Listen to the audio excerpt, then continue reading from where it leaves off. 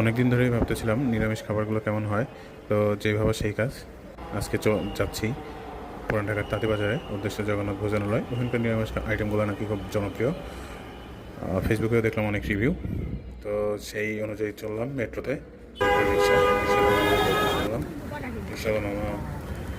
রিক্সা চালায় ঢাকায় 6 শতাংশ জায়গা কিনছে, যার বর্তমান বাজার মূল্য 60 লাখ টাকা। মাসাল্লাহ, বৃষ্টির মধ্যে যাচ্ছি নিরামিষ খাবার খেতে, জানি না কেমন হবে।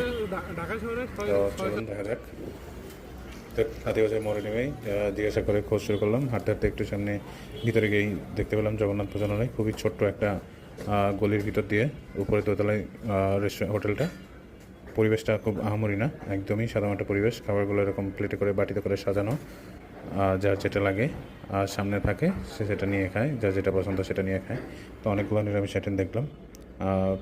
তবে ফেসবুকের রিভিউতে অনেক দেখছিলাম অনেক আইটেম আছে, কিন্তু এখানে দেখলাম যে আইটেম অনেক কম।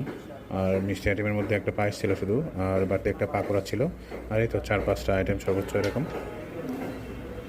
এই তো খাবারগুলো দিল, খাবারগুলো খাওয়া শুরু করলাম। প্রথমে নিয়েছিলাম হলো সয়া চাঙ্ক, সয়াবড়ি যেটা, এটা দেখলাম। উপরে এই যে বাটিটা দেখছেন, উপরে সয়াবড়ির উপরে সয়াবড়ি বা পনির, উপরে ওরা শুধু পনিরটা দিয়ে রাখে, নিচের পুরাটাই আলু, নিচে কিছু থাকে না, আলু আর জল।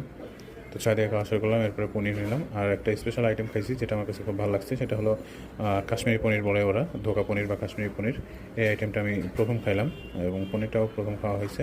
এই দুইটা আইটেম মোটামুটি একটু ভালো লেগেছে। এছাড়া বাকি যে আইটেমগুলো ছিল, ওই আইটেমগুলো খুবই সাধারণ সাদামাটা আইটেম, আহামরি তেমন কিছু না। আর পায়েসটা একদমই ভালো লাগে না আমার কাছে। মিষ্টি কম ঠিক আছে, কিন্তু টেস্টটা খুব আহামরি ছিল না। যাদের একবার হলেও ট্রাই করার ইচ্ছা যে নিরামিষ খাবারগুলো কেমন হয়, তারা খেয়ে দেখতে পারেন। এছাড়া খুব আহামরি কিছু না।